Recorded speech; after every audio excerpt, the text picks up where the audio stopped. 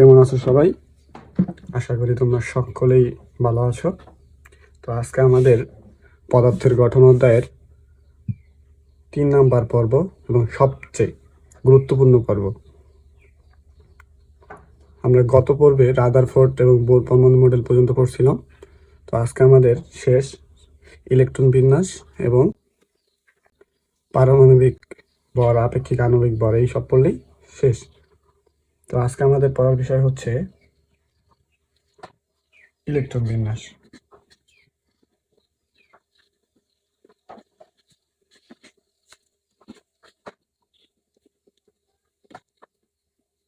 দেখো, আমরা গত পর্বে কি জানছিলাম যে আসলে একটা পরমাণু কি দিয়ে তৈরি? ভিতরে থাকে একটা নিউক্লিয়াস, বাইরে থাকে একটা ইলেকট্রন, তাই না? এটা ইলেকট্রন। আর এই কি করে? এই কক্ষপথ ধরে চলতে থাকে, এই ঘুরতে থাকে, এই কক্ষপথ ধরে ঘুরতে থাকে। এটা হচ্ছে তোমার নিউক্লিয়াস।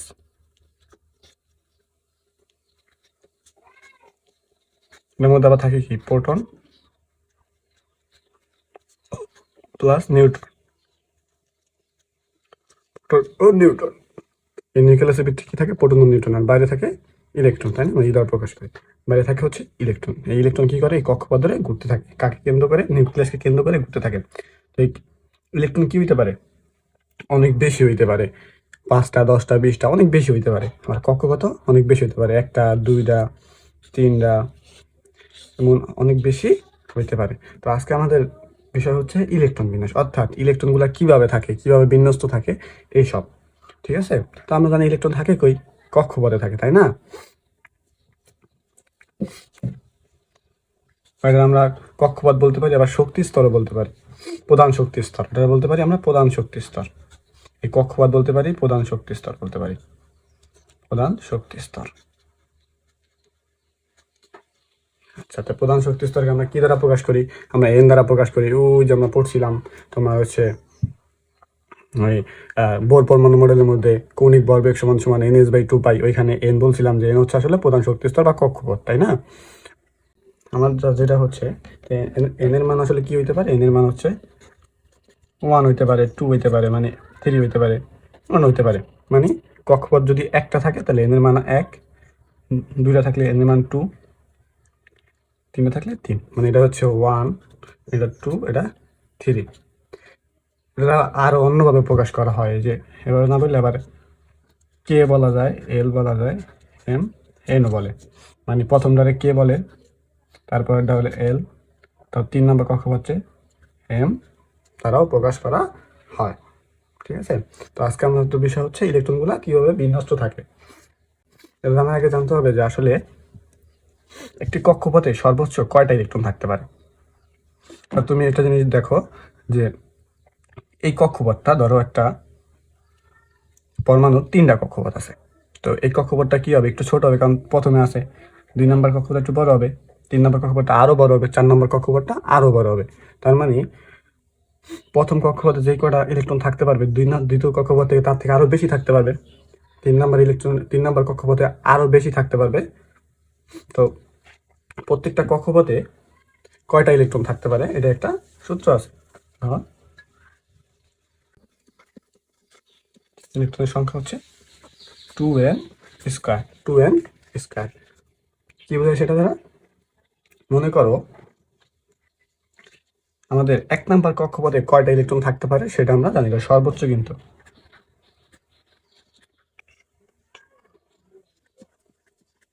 সর্বোচ্চ মানে 1 নাম্বার ইলেকট্রনে সর্বোচ্চ কয়টি ইলেকট্রন থাকতে পারে? 1 নাম্বার কক্ষপথে সর্বোচ্চ কয়টি ইলেকট্রন থাকতে পারে আমরা জানি কি? সূত্র মানে কি? 2n square. তো ধরো 1 নাম্বার কক্ষপথে তো কি হবে? 2, n এর মান কত? 1 স্কয়ার। তো কি হয়? 2, তাই না? যদি আমরা 2 নাম্বার কক্ষপথে চিন্তা করি, তাহলে 2 নাম্বার কক্ষপথে সর্বোচ্চ কয়টা থাকতে পারে? 2 নাম্বারে 2n স্কয়ার। 2n এর মান কত? 2 নাম্বার কক্ষপথ যেহেতু 2, আমরা বলছিলাম n এর মান 1 2 হবে, আর কক্ষপথের সংখ্যা। তো 2 নাম্বারে কি? n এর মান 2, 44 স্কয়ার, 2 × 4 = 8, তাই না? 3 নাম্বার কক্ষপথ বের করতে পারি, 4 নাম্বার কক্ষপথ বের করতে পারি। তার মানে আমরা জানলাম যে প্রথম কক্ষপথে 2টা ইলেকট্রন থাকতে পারবে, 2 নম্বর কক্ষপথে 8টা ইলেকট্রন থাকতে পারবে, এবং আমরা 3 নাম্বারও কিন্তু বের করতে পারি। 3 নাম্বার কয়টা বের হবে? 18টা। তো 3 নম্বর কক্ষপথে 18টা ইলেকট্রন থাকতে পারবে। এভাবে ইলেকট্রনগুলো বিন্যস্ত থাকে। আচ্ছা, আমরা আরো একটা জিনিস কিন্তু দেখছিলাম, সেটা হচ্ছে আমরা রাদারফোর্ড পরমাণু মডেলে কিন্তু বলছিল, রাদারফোর্ড পরমাণু মডেলে যে পরমাণু হচ্ছে বিদ্যুৎ নিরপেক্ষ, অর্থাৎ পরমাণুর কেন্দ্রে বা নিউক্লিয়াসে যেই কয়টা প্রোটন থাকবে বা ধনাত্মক চার্জ থাকবে, ঠিক বাইরে ওই কয়টা ইলেকট্রনই থাকবে। কেন, ধরো এখানে যদি 8টা প্রোটন থাকে, তো এখানে ইলেকট্রন থাকবে কয়টা? 8টা। মনে করো যে তোমার পর্যায় সারণীর, তোমার পরের অধ্যায় একটা অধ্যায় আছে নাম হলো পর্যায় সারণী। ওখানে আমরা আগে বলছিলাম যে আসলে আমাদের পৃথিবীতে বর্তমান এখন পর্যন্ত 118টা পরমাণু আছে, পরবর্তীতে আরো আবিষ্কার হইতে পারে। তো 118টা পরমাণু আছে পৃথিবীতে, 118টি মৌল আছে। তো 118টি মৌলের সব ভিন্ন ভিন্ন, কারো প্রোটন সংখ্যা ধরো 8টা, কারো প্রোটন সংখ্যা 9টা, কারো প্রোটন সংখ্যা 10টা। তো মনে করো কারো প্রোটন সংখ্যা 8টা। ধরো আমাদের একটা মৌল আছে অক্সিজেন, যেটা আমরা সবসময় নেই, নিঃশ্বাস নেই, প্রশ্বাস নেই। অক্সিজেনের কয়টা প্রোটন আছে? 8টা প্রোটন আছে। কয়টা প্রোটন আছে? 8টা প্রোটন আছে। তো এটা তোমার একটু পরের অধ্যায়ে গেলে তোমার একটু মুখস্থ করতে হবে, যে 30টা পর্যন্ত মুখস্থ করতে হবে। এই যে তোমার আমি দেখেন একটা ছবি নিছি আমি, যদি তুমি থেকে দেখবা না, তোমার পরের অধ্যায়ে এরকম একটা পর্যায় সারণী আছে। হাইড্রোজেন, হিলিয়াম, লিথিয়াম, বেরিলিয়াম, প্রত্যেকটার কয়টা করে প্রোটন আছে সব দেওয়া আছে এখানে, এই যে কোনায় দেওয়া আছে। তো তোমার এগুলো মুখস্থ করতে হইবে, পরের অধ্যায় থেকে 30টা পর্যন্ত মুখস্থ করে নেবা। তো ধরো অক্সিজেন একটা পরমাণু, তার কয়টা প্রোটন আছে? 8টা প্রোটন আছে। এটা আমাদের মুখস্থ করার বিষয়, তুমি মুখস্থ করবা। ধরো আমি অক্সিজেনের 8টা প্রোটন আছে, তো 8টা যদি প্রোটন থাকে তাহলে তো ইলেকট্রন থাকবে কয়টা? 8টা। ইলেকট্রনও কয়টা? 8টা। তো এখন যদি বলে অক্সিজেনের ইলেকট্রন বিন্যাস, মনে করো আপাতত কক্ষপথ অনুযায়ী, তাহলে আমরা জানি কি প্রথম কক্ষপথে সর্বোচ্চ থাকতে পারে কয়টা? 2টা। তো এখানে আছে 8টা, আরো থাকে কয়টা? 6টা। আমরা জানি 2 নম্বর কক্ষপথে সর্বোচ্চ থাকতে পারে কয়টা? 8টা। তো 2 নম্বর কক্ষপথে কয়টা থাকবে? 6টা থেকে যাবে। আমরা যদি করি, ধরো এই যে একটা এখানে থাকবে কয়টা? 2টা। এখানে থাকবে যেটা 6টা আছে, দিয়ে দিলাম। তো এভাবে আমরা ইলেকট্রন বিন্যাস করতে পারি কক্ষপথে, তাই না? এই হচ্ছে আমাদের ইলেকট্রন বিন্যাস। আমি আরেকবার বলতেছি, আমরা কি করতে পারি, যে একটা পরমাণুর অনেকগুলা কি থাকতে পারে? কক্ষপথ থাকতে পারে। তো সেই অনুযায়ী কক্ষপথে সর্বোচ্চ ইলেকট্রন ধারণ ক্ষমতা হচ্ছে 2n²। এন এর মান, এন হচ্ছে এখানে কক্ষপথের সংখ্যা, কক্ষপথ। এন এর মান 1 হতে পারে, 2 হতে পারে, 3 হতে পারে। যদি কক্ষপথ 1 হয় তো এন এর মান 1, কক্ষপথ যদি 2 হয় তো এন এর মান 2, কক্ষপথ যদি 3 হয় তাহলে এন এর মান 3। তো হিসাবে আমরা প্রথম কক্ষপথে ইলেকট্রন ধরতে পারি 2টা, দ্বিতীয় কক্ষপথে 8টা, তৃতীয় কক্ষপথে 8টা। এভাবে আমরা ইলেকট্রন বিন্যাসটা করতে পারি। ধরো অক্সিজেনের ইলেকট্রন আছে কয়টা? 8টা। কারণ আমরা এটা মুখস্থ বিষয়, আমরা জানি অক্সিজেনের প্রোটন আছে 8টা, তার মানে ইলেকট্রন 8টা থাকবে। ইলেকট্রন 8টা থাকলে আমরা কিভাবে বিন্যাসটা করতে পারি? প্রথম কক্ষপথে থাকবে কয়টা? 2টা। আর হচ্ছে বাকি থাকে 6টা। 6টা কোন কক্ষপথে? 2 নম্বর কক্ষপথে। ঠিক আছে, দেখেন আরেকটা জিনিস দেখো এবার, উপশক্তি স্তরের ধারণা। উপশক্তি স্তর, উপশক্তি স্তর, স্তর দেখো। তো এই যে প্রধান কক্ষপথ, যেটা আমরা এন দ্বারা প্রকাশ করি, এই যে উপশক্তি স্তর, প্রধান শক্তি স্তর, তো এটা আসলে কিছু উপশক্তি স্তরে বিভক্ত থাকে। প্রধান শক্তি স্তরে এটা কি থাকে? উপশক্তি স্তরে বিভক্ত থাকে।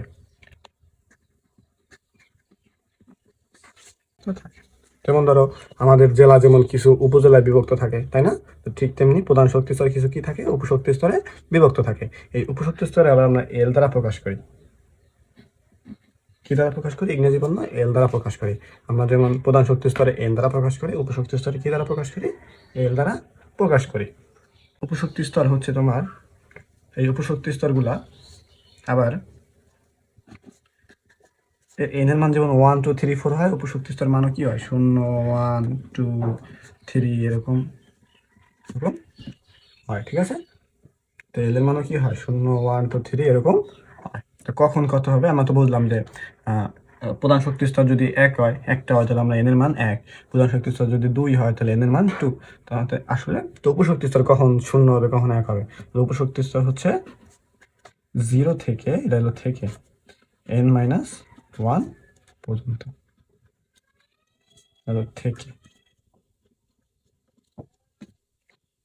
থেকে এন হচ্ছে 0 থেকে n-1 পর্যন্ত। মানে তোমার এই 1 নম্বর কক্ষপথের কিছু আলাদা এক নম্বর শক্তি স্তরের কিছু উপশক্তি স্তর থাকবে, 2 নম্বর শক্তি স্তরের কিছু উপশক্তি স্তর থাকবে, 3 নম্বর শক্তি স্তরের কিছু উপশক্তি স্তর থাকবে। এটা মান কত? 0 থেকে n-1 পর্যন্ত। মনে করো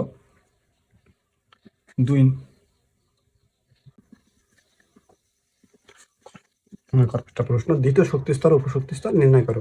আমরা জানি তো উপশক্তি স্তর L 0 থেকে n-1 পর্যন্ত। তুমি লিখবা যে আমরা জানি উপশক্তি স্তর L সমান সমান হচ্ছে 0 থেকে n-1 পর্যন্ত। তুমি যদি লেখো কি অ্যান্সারটা যদি করি আমরা, L সমান সমান কি 0 থেকে n-1 পর্যন্ত। n কত? 2, কারণ দ্বিতীয় শক্তি স্তর কি থাকে? 0 থেকে 1 পর্যন্ত, মানে 0 থেকে 1 মানে 0 1। যদি সেম এমন হইতো যে তিন নাম্বার, ধরো তৃতীয় কি হইতো? 0 থেকে 3-1 পর্যন্ত, তাই না? তো 0 থেকে 3, 0 থেকে 2, 0 থেকে কি হইতো? 0 1 2, মানে 0 থেকে 2 পর্যন্ত, মানে 0 1 2। এটা আমি থেকে বলছি। আচ্ছা, তাহলে আমরা তো কি জানলাম যে দ্বিতীয় শক্তি স্তরে কি শক্তি স্তরগুলো কি 0 1। তৃতীয় শক্তি স্তরে 0 1 2, তাই না? এখন আরেকটা জিনিস তোমরা জেনে রাখো, এই প্রধান শক্তি স্তরে কিন্তু অরবিটও বলা হয়, আর অনেক নামে ডাকা হয়, শেল ডাকা হয়, প্রধান শক্তি স্তর, কক্ষপথ, অরবিট। তেমনি উপশক্তি স্তরকে আবার অরবিটাল বলা হয়।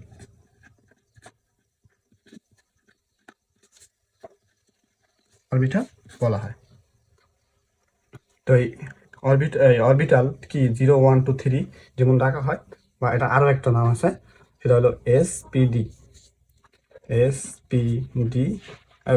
এভাবেও বলা হয়। যখন 0 তখন হলো S, যখন 1 তখন হলো P, যখন 2 তখন হলো D, যখন 3 তখন হলো F। তার মানে তুমি এই তৃতীয় শক্তি স্তরে উপশক্তি স্তরগুলো কি 0 1 2 তুমি এভাবে বলতে পারো। 0 জন্য S, 1 এর জন্য কি P, 2 এর জন্য D। তাহলে তুমি এভাবে বলতে পারো যে উপশক্তি স্তরগুলো কি SPD, তুমি এভাবেও বলতে পারো। এখন দেখো, তোমার মনে একটা প্রশ্ন থাকতে পারে, আসলে ইলেকট্রনগুলো থাকে কই? ইলেকট্রনগুলো আসলে কক্ষপথে থাকে, কিন্তু মেনলি থাকে হচ্ছে উপশক্তি স্তরে, অর্থাৎ SPD-তে উপশক্তি স্তর থাকে। যেমন তুমি মনে করো যে কেউ বললো যে তুমি কই থাকো? বাংলাদেশে থাকো। ঠিক আছে, আবার তুমি কিন্তু আসলে বাংলাদেশে থাকো না। তুমি বাংলাদেশে থাকলেও তুমি কি একটা নির্দিষ্ট একটা শহরে থাকো, তাই না? যেমন ধরো তুমি ঢাকায় থাকতে পারো, খুলনায় থাকতে পারো, ঠিক তেমনি এটা হচ্ছে মনে করো বাংলাদেশ। তো ও তো আর এন থাকে না, কিছু একটা শহরে থাকে। এই শহরটা হচ্ছে SPD। সে কই থাকে? SPD-তে থাকে। মানে সে 3 নম্বর শক্তি স্তরে থাকলেও সে আসলে থাকে হচ্ছে SPD-তে। ঠিক আছে, এ পর্যন্ত বোঝা গেছে। তো এবার আমরা এই অরবিটাল অনুযায়ী ইলেকট্রন বিন্যাস দেখবো। আসলে এই অরবিটালে ইলেকট্রনগুলো কিভাবে থাকে। আমরা তো এতক্ষণ দেখলাম হচ্ছে কক্ষপথে ইলেকট্রনগুলো কিভাবে থাকে, যে ইলেকট্রন বিন্যাসে প্রথম কক্ষপথ 2টা, 2 নম্বর কক্ষপথে 8টা, 3 নম্বর কক্ষপথে 18টা, 4 নম্বর কক্ষপথ তুমি বার করতে পারবা।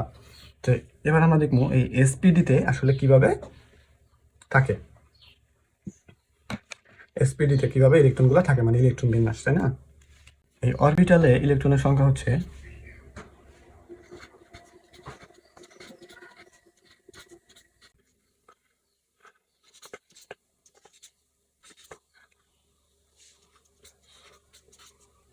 অরবিটাল ইলেকট্রনের সংখ্যা কত? 12 প্লাস 1। এই এল তো আমরা জানি, এল হলো কি উপশক্তি স্তর,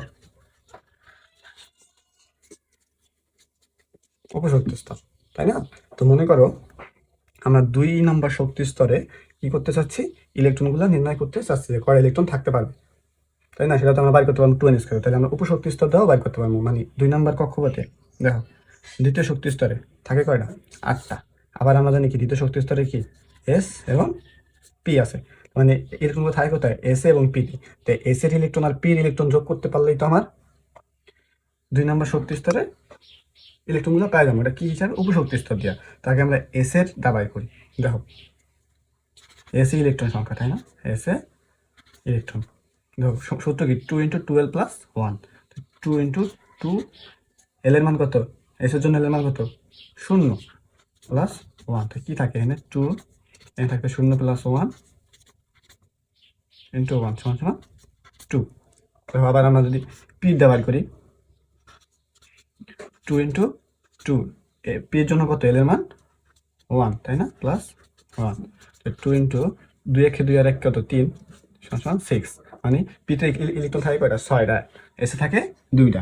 তো দেখো আমরা জানি কি দ্বিতীয় শক্তি স্তরে ইলেকট্রন থাকে কয়টা, আটটা, আবার এসে থাকে দুইটা, পিতে থাকে ছয়টা। তাহলে এসে যদি দুইটা থাকে আর ছয়টা থাকে, যোগ করলে কয়টা, আটটা হয়। তার মানে দুই নাম্বার শক্তি স্তরে এই আটটা ইলেকট্রনই থাকে। তুমি উপশক্তি স্তরটাও কিন্তু ইলেকট্রনগুলা বার করতে পারো। যদি তোমার প্রশ্নে যদি বলে দেয় যে উপশক্তি স্তরটা নির্ণয় করো, তখন কিন্তু তোমার এভাবে নির্ণয় করতে হবে, আগে এস, আগে পি, তারপর আবার কি যোগ করতে পারো। যদি তোমার যদি কিছু না বলে দেয়, সহজ সূত্র 2n² দিয়ে তুমি বার করতে পারো। যদি তোমার বলে যে তিন নম্বর শক্তি স্তরে ইলেকট্রনগুলো উপশক্তি স্তরে নির্ণয় করো, তো আগে তুমি কি করবা, 3 নম্বর শক্তি স্তরে এই যেভাবে বলবা 3 নম্বর শক্তি স্তর উপশক্তি স্তর হচ্ছে 0, 1 দিয়ে বাই করবা। তো 0 জন্য এস, 1 জন্য পি, 2 জন্য ডি। তারপর তুমি এসে ইলেকট্রনগুলো বাই করবে, এসে আমরা একটু আগে বাই করছিলাম 2, এখানে 6, পিতে একটু আগে বাই করছি 6, তুমি ডিতে বাই করে দেখবা 10। তার মানে যেটা আবার যোগ করে দেখাবা যে তৃতীয় শক্তি স্তরে থাকে কয়টা, 18টা ইলেকট্রন থাকতে পারে। 2, 6, 8 আর 10, 18। আর কিছু না বলে দিলে তুমি সহজ সূত্র 2n² দাও বাই করতে পারো। শেষ, আমাদের উপশক্তি স্তর এই পর্যন্ত শেষ। এবার উপশক্তি স্তর দা ইলেকট্রন বিন্যাস। তো আমরা তো দেখলাম এসে থাকে কয়টা, 2টা ইলেকট্রন থাকে, পিতে থাকে 6টা, তাই না। এসে থাকে 2টা, পিতে থাকে 6টা। তো তুমি ইলেকট্রন বিন্যাসগুলো দেখাবা কিভাবে, দেখো আমরা এদিকে দেখাই,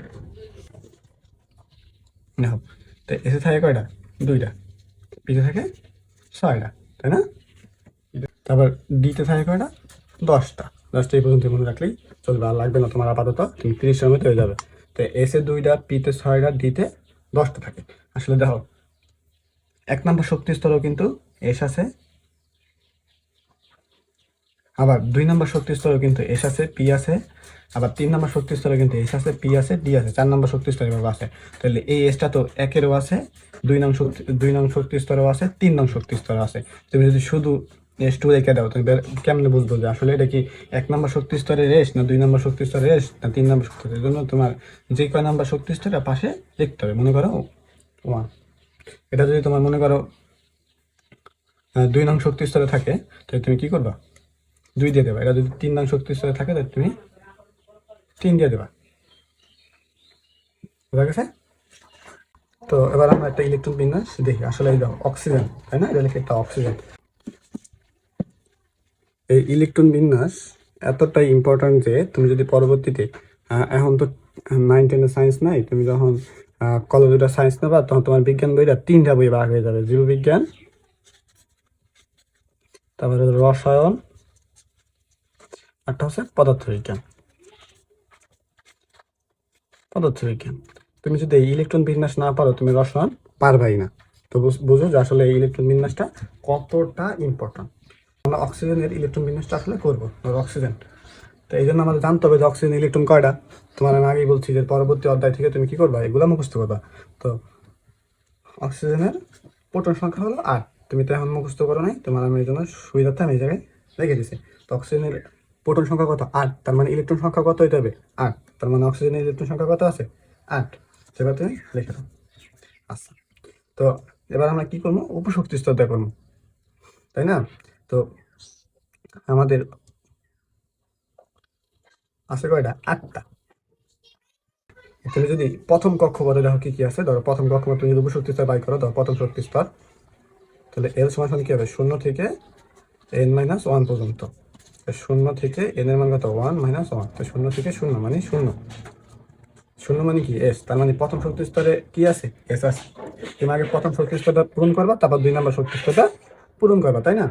তো তোমার এসে থাকতে পারে কয়টা, 2টা। যেহেতু এটা প্রথম শক্তি স্তরের, এই জন্য আমরা কি দিব, 1 দিব, তাই না। আচ্ছা, তারপরে এবার রাখো 1 নম্বর শক্তি স্তর তো পূরণ হয়ে গেল। 2 নম্বর শক্তি স্তরে কি থাকে, এস থাকে, পি থাকে। আবার এস, পি, দেখো। তো এটা ধরো 2 নম্বরে, এটা 2 নম্বরে।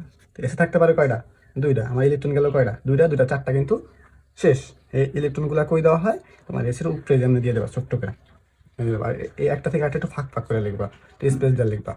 এখন আমরা জানি কি, পিতে থাকতে পারে কয়টা, 6টা। এই যে আমরা বাই করছিলাম, এই যে পিতে থাকতে পারে কয়টা, 6টা। তাহলে এখন কি আমার ইলেকট্রন আছে 8টা, 2টা 4টা গেল গা। আর থাকতেছে কয়টা, 4টা। 4টা দিব, 6টা থাকতে পারলাম না, কিন্তু 6টা দিব না, কারণ আমাদের ইলেকট্রন তো নাই, 8টা। অক্সিজেনের যেভাবে ইলেকট্রন দেবা সুন্দর মতো। আমরা যদি অ্যালুমিনিয়ামটা করি, দেখো অ্যালুমিনিয়ামের প্রোটন সংখ্যা কত? 13, মানে ইলেকট্রন সংখ্যাও 13। তাহলে এস প্রথম থাকে 2টা, তারপর 2 নাম্বার কক্ষপথে কি থাকে? এস পি 2 নাম্বার কক্ষপথে, এটা 2 এটা 2, পিছিয়ে থাকতে পারে 2টা, উপরে দিতে হবে ছোট্ট করে, পি থাকতে পারে 6। দেখো বৃষ্টিতে খালি বারবার ঝামেলা করতেছে। তো অ্যালুমিনিয়ামের 1 নাম্বার কক্ষপথ শেষ, 2 নাম্বার কক্ষপথ শেষ, ইলেকট্রন আছে 13টা। আমাদের 2 4 6, 2 4 4, 2 আর 2 4 আর 4 6 10, 10টা গেছে। আমাদের আরো 13টা, 3টা ইলেকট্রন আছে। 2 নাম্বার কক্ষপথ শেষ, এবার আসবো আমরা কয় নাম্বার কক্ষপথে? 3 নাম্বার কক্ষপথ। তো 3 নাম্বার কক্ষপথে কি কি আছে? S P D, S P D. তো 3 3 এসে থাকতে পারে কয়টা? 2টা, পি থাকতে পারে 6। তো আমাদের গেছে কয়টা? 10টা 2 12টা। এখন থাকতে পারে 6টা, কিন্তু আমাদের ইলেকট্রন তো 6টা নাই, আছে একটা। তো এখানে হবে একটা, তার ডি আর হচ্ছে না। তো এবার তোমরা ফসফরাসও করতে পারো। এবার দেখো, যদি দেখো স্ক্যান্ডিয়ামের দেখো, দেখো বৃষ্টিতে খালি বারবার ঝামেলা করতেছে, এজন্য আবার রেকর্ড করা লাগতেছে। তো যে জায়গায় আছিলাম, যে আমরা তো একটু আগে তোমাদের বললাম যে ইলেকট্রনগুলো কি করে? প্রথম শক্তি স্তর পূরণ করার পর দ্বিতীয় শক্তি স্তর পূরণ করে, তারপর তৃতীয় শক্তি স্তর পূরণ করে। আসলে এটা ঠিক, তোমার বোঝার জন্য বা সহজে মনে রাখার জন্য বলছি। তো বিষয়গুলো এমনই একটু ভিন্ন আছে। তো ইলেকট্রনগুলা কিভাবে থাকে বা কিভাবে ইলেকট্রনগুলা আসলে কিভাবে তাহলে যায়, মানে প্রথম শক্তি স্তর পূরণ করে দ্বিতীয় শক্তি স্তরে যায় কি নাকি কিভাবে যায়? তো আউটবাউ নীতি অনুসারে দেখো, আউটবাউ সেদিকে লিখি, আহুব্বাও বিজ্ঞান আহুব্বাও কি বলছে জানো? আহুব্বা বলছে যে না, প্রথমে প্রথম শক্তি স্তর, তারপর দ্বিতীয় শক্তি স্তর, তারপর তৃতীয় শক্তি স্তর, এভাবে যায় না। প্রথমে হচ্ছে নিম্ন শক্তি স্তর, সরি নিম্ন শক্তির অরবিটাল,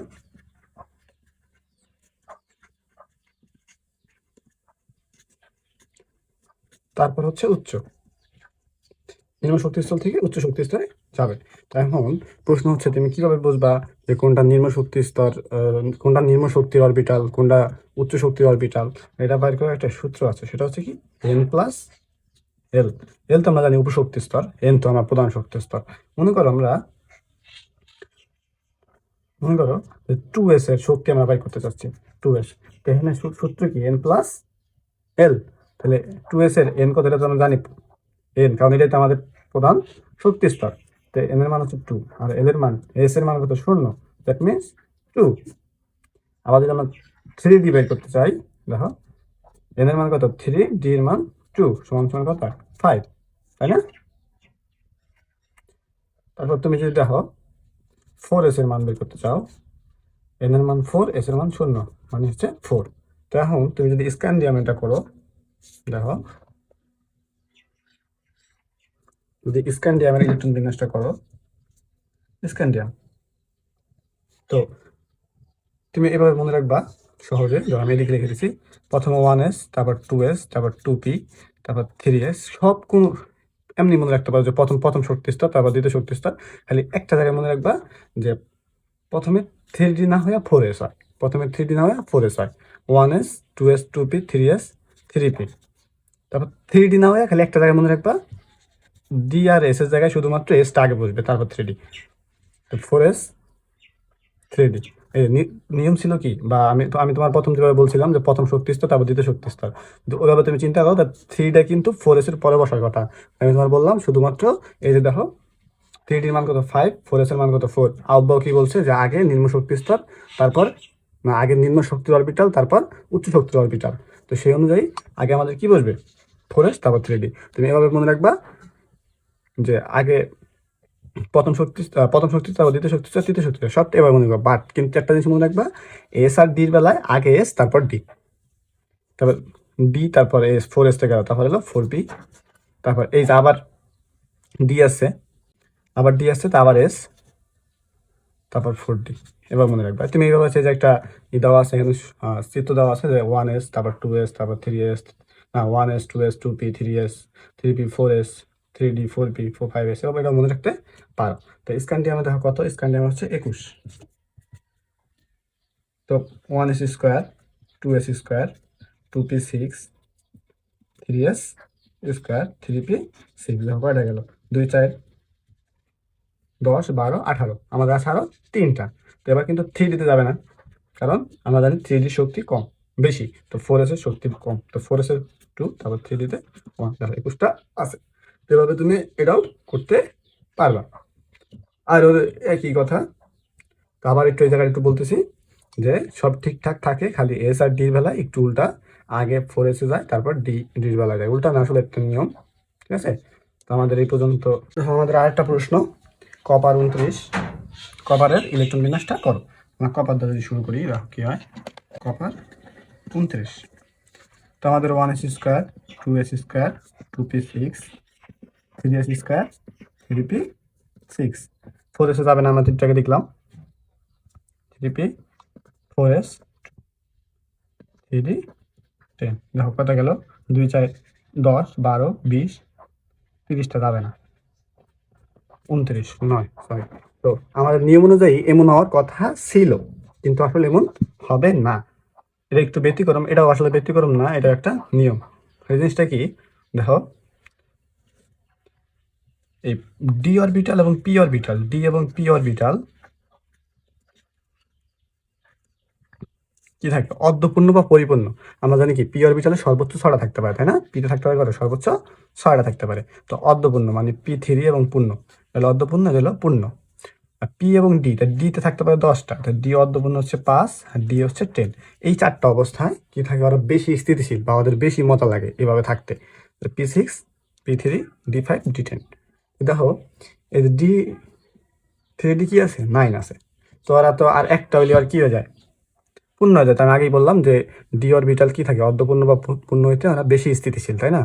তো ওরা কি করে, ওদের মধ্যে তো বন্ডিং ভালো আছে, মানুষের মধ্যে তো ঝামেলা নাই, তো ওর যেহেতু এমনি বেশি ভালো লাগে, ও কি করে 4s থেকে একটা দিয়ে দেয়, 4s থেকে কি হয়, তো কীভাবে হয় বিষয়টা, এরকম না হয়, এরকম হয় 1s square 2s square 2p6 3s square 3p6, 4s কি করে একটা দিয়ে দেয়, মানে 3d10। কেন দেয়, কারণ 3d পূর্ণ হলে বেশি স্থিতিশীল জন্য একটা দিয়ে দেয়, ঠিক আছে। আসলে মনে হয় কপার 24 যদি করি 24, দেখো 1s square 2s square 2p6 3s square 3p6 কয়টা গেল 20টা, না এই যে 18টা, যে 20টা, তো 3d4 24টা। আসলে এই যে দেখো আবার ডি কি পূর্ণ হইলে তোমার কি বেশি স্থিতিশীল, এই জন্য কি করে ও একটা দিয়ে দেয়, তো এখানে যাবে কত 5, মানে এখানে কত হয়ে যাবে 5, আর এখানে হবে 1। বোঝা গেছে, এই পর্যন্ত শেষ। ইলেকট্রন বিন্যাস মোটামুটি শেষ। তোমরা যদি এখন তৈরি কোনো কিছু না বুঝে থাকো, তা আবার ভিডিওটা আরেকবার দেখতে পারো অথবা কমেন্ট করতে পারো। এটা খুবই একটা ইম্পর্টেন্ট জিনিস যে ইলেকট্রন বিন্যাসটা। তো আমাদের ইলেকট্রন বিন্যাস শেষ। এবার আরেকটা জিনিস আছে আমাদের, এই জিনিসটা হচ্ছে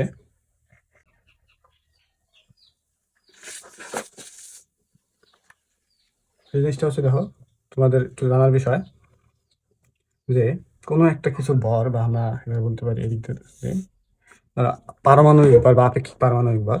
তো আমরা তো ইলেকট্রনের ভর জানি, তাই না। ইলেকট্রনের ভর কত 9.109 × 10⁻31 কেজি। তারপর আমরা প্রোটনের ভরও জানি 1.673 × 10⁻27 কেজি। তারপর আমরা কি বলতে পারি, নিউটনের ভর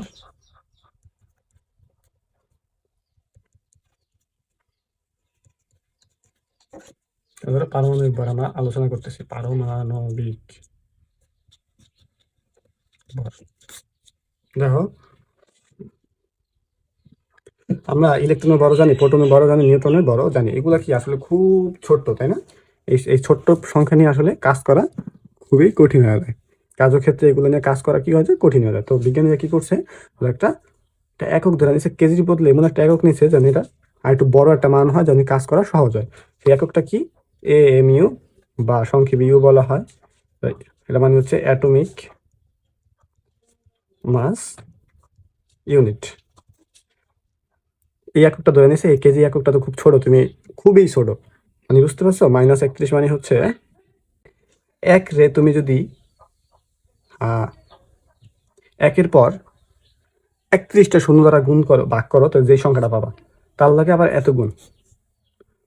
তো তোমার এটা বোঝার লাগবে না, মনে রাখো যে অনেক খুব ছোট্ট। তো কি করছে, ছোট কাজ করা জানার জন্য কি করছে তারা, ছোট একটা একক নিছে, যেটা হচ্ছে তোমার এএমই। এই এককটা নিয়ে তারা কাজ করছে।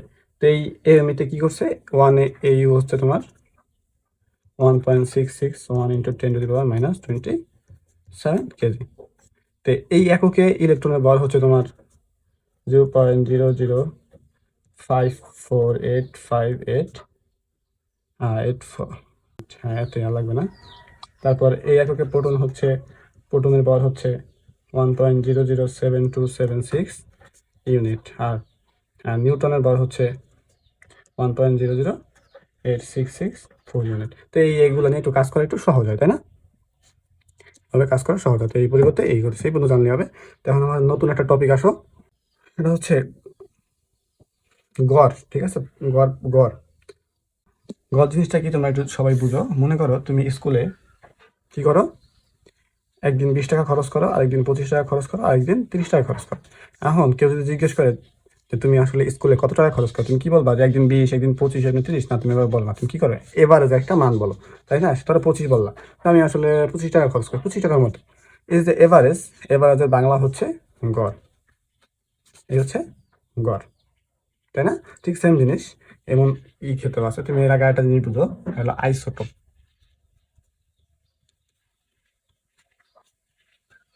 আইসোটোপ জিনিসটা কি? প্রকৃতিতে আমরা যে মৌলগুলা বা পরমাণুগুলা পাই, মৌলগুলা, এগুলার একটা পরমাণু এক, কিন্তু ভর ভিন্ন হয়। বুঝছো কি বলছি? যে ক্লোরিন ঠিক আছে, ক্লোরিন একটা কি মৌল বা পরমাণু মনে করতে পারো। তো ক্লোরিন পরমাণু, ক্লোরিন ঠিক আছে, কিন্তু প্রকৃতিতে কি একবার দেখে ক্লোরিনের ভর হচ্ছে তোমার 35, আরেকবার দেখে ক্লোরিনের ভর 37। দুটোই পাওয়া যায়। একবার ক্লোরিনের ভর 35, একবার ক্লোরিনের ভর 37। আর তুমি কোনটা বলবা? তুমি যদি বলো ক্লোরিনের ভর 35, এটাও তো সঠিক। কেউ যদি বলে ক্লোরিনের ভর 37, এটাও তো সঠিক। জন্য বিজ্ঞানীরা কি করছে, যে আসলে 35ও সঠিক না, 37ও সঠিক না, কি করছে, একটা গড় নিছে। ঠিক আছে, এই গড়টা নিচে কিসের ভিত্তিতে? যে কোনটা বেশি পাওয়া যায় প্রকৃতিতে, কোনটা বেশি পাওয়া যায় এই ভিত্তিতে। ঠিক আছে, তো এটা সেই সূত্রটা তুমি মনে রাখতে পারো এইভাবে, যে গড় বর সূত্র মনে রাখবে। দেখো, এটা একটা প্র্যাকটিস করলে বা অঙ্কটা করলে তুমি ক্লিয়ার হয়ে যাবে। দেখো, প্রকৃতিতে ক্লোরিনের দুইটা আইসোটোপ বিদ্যমান। এদের ভর সংখ্যা যথাক্রমে 35 ও 37। এদের পরিমাণ যথাক্রমে 35 ও 75.53% এবং 24.47%। তো ক্লোরিনের পারমাণবিক ভর কত? তো এখানে যেহেতু গড়টা চাইছে, তো তুমি আমরা জানি কি ভর সমান সমান কি, এই দেখো পরিমাণ, পরিমাণ কত? 75%, 75.53%। তো এই 100 দেওয়ার কারণে আসলে পার্সেন্টটা তোমার আর দেওয়া লাগবে না। গুণ এটার ভর কত? 35 যোগ আবার পরিমাণ, এটার পরিমাণ কত? 24.47। এটার ভর কত? 37/100। এখন তুমি যদি এটা ক্যালকুলেটরটা করো, তোমার ক্যালকুলেটর করলে কি পাবা? 35.45। ক্লোরিনের ভর কত? তুমি 35.45। তুমি যদি আসলে দেখো ক্লোরিনের ভর কি দেওয়া আছে? 35 দেওয়া আছে। তো আরেকটা দেখো, প্রকৃতিতে অক্সিজেন, এটা ধরো হচ্ছে 16, 17, 18। এর পরিমাণ যথাক্রমে 99.76%, 0.07037%। এই পার্সেন্ট হলে অক্সিজেনের পরিমাণ বা পারমাণবিক ভর নির্ণয় করো। আসলে এই 16 হচ্ছে ভর সংখ্যা। কোনো একটা পরমাণু, ধরো একটা পরমাণু, এদিকে যে সংখ্যা থাকবে এটা হচ্ছে ভর সংখ্যা। তো এই যে একটা অক্সিজেন, এই অক্সিজেনের এদিকে 16 দেওয়া আছে, মানে এটা কি একটা ভর সংখ্যা। এটার অক্সিজেনের ভর 16, এটার ভর 17, এটার ভর 18। তো আমরা জানি কি এই পারমাণবিক ভর বা ভর সমান সমান কি পরিমাণ, পরিমাণ কত? 99.76% ইন্টু ভর কত? 16 যোগ এটার পরিমাণ কত? 0.037 ইন্টু এটার কত? 17, 0.204 ইন্টু এটার পরিমাণ 18/100। তুমি যদি ক্যালকুলেটরটা করো, তুমি কি পাবা? 15.995। এটার পরে আশা করি এটা সহজ একটা জিনিস, তাই আমি এত বিস্তারিত এবং না, বিস্তারিত বললে তোমার ভিডিও খুব বড় হয়ে যাবে। তো আমাদের এটাও শেষ। তো লাস্ট একটা টপিক আছে, এটা হচ্ছে আণবিক ভর, আপেক্ষিক আণবিক ভর। তো আজকের লাস্ট টপিক দেখো, আপেক্ষিক আণবিক ভর। যে কোনো যৌগ বা কোনো অণুর যে প্রত্যেকটা পারমাণবিক ভরের যোগফল বা অণুর যোগফল কি, অণুর ভরের যোগফল কি আপেক্ষিক আণবিক ভর বলে। যেমন ধরো পানি, এই পানির পুরা ভরটার, এই অণুর ভরটাকেই বলা হয় আপেক্ষিক আণবিক ভর। এই পানির অণুর ভরকে কি বলা হয়? আপেক্ষিক আণবিক ভর বলা হয়। যেমন ধরো, এটা আমরা বন্ধনী করতেছি, আমরা তো জানি অক্সিজেনের, তুমি তো তোমার আগেই বললাম যে পরের অধ্যায় পরের সারণীতেই ভর সব দেওয়া আছে, তুমি এগুলো মুখস্থ করবা। তো আমি কিছু লিখে দিতেছি। অক্সিজেন হলো 16, হাইড্রোজেনের ভর হলো 1, তারপর কার্বনের ভর হলো 12। পানির ভর কত? আমরা জানি হাইড্রোজেনের ভর আছে কত? 1, কিন্তু হাইড্রোজেন আছে কয়টা? 2টা। হাইড্রোজেন আছে কয়টা? 2টা। তাহলে ভর কত হবে? 2টার জন্য 2 যোগ, আর অক্সিজেনের ভর কত? 16, তাহলে কত হলো? 18। এখানে কতগুলো প্রশ্ন দেওয়া আছে, আমরা এগুলো খুব সহজ জিনিস, ওই জন্য বেশি সময় নিতেছি না। তো কার্বন ডাইঅক্সাইডের আণবিক ভর কত? তো কার্বনের ভর কত? কার্বনের ভর কত? কার্বনের ভর 12। তুমি পরবর্তী অধ্যায় থেকে এগুলো সব মুখস্থ করে নেবা। যোগ অক্সিজেন কত? অক্সিজেনের ভর হচ্ছে 16, আছে কয়টা? 2টা, মানে 16 16 32, মানে গুণ 2। তো 32 আর 12, তো 12 যোগ 32 মানে হচ্ছে কত? 46। এবার তুমি NH3টা বাই করতে পারো এভাবে। NH3 ভর কত? নাইট্রোজেনের ভর 14, আর হাইড্রোজেন 3টার ভর, তাই 1 1 করে হলে 3, তো 17। তারপর তুমি H2SO4, হাইড্রোজেনের ভর কত? 1, তাহলে আছে কয়টা? 2টা, তখন 2। আর সালফারের ভর কত? সালফারের ভর হচ্ছে 32, যোগ অক্সিজেনের ভর কত? 16, অক্সিজেনের ভর 16 গুণ 4, এটা হচ্ছে 98 মেবি। 98। তো আজকের ক্লাস এই পর্যন্তই। যারা এখন কোনো সমস্যা আছে তোমরা কি করতে পারো? কমেন্টে জানাতে পারো, আর চ্যানেলটা সাবস্ক্রাইব করতে পারো, যাতে তোমাদের পরবর্তী ভিডিওগুলো তোমরা পাও। তো পদার্থ গঠন অধ্যায় শেষ। তোমরা পরবর্তীতে কোন কোন চ্যাপ্টারের ভিডিও চাও এটা কমেন্টে জানাবা।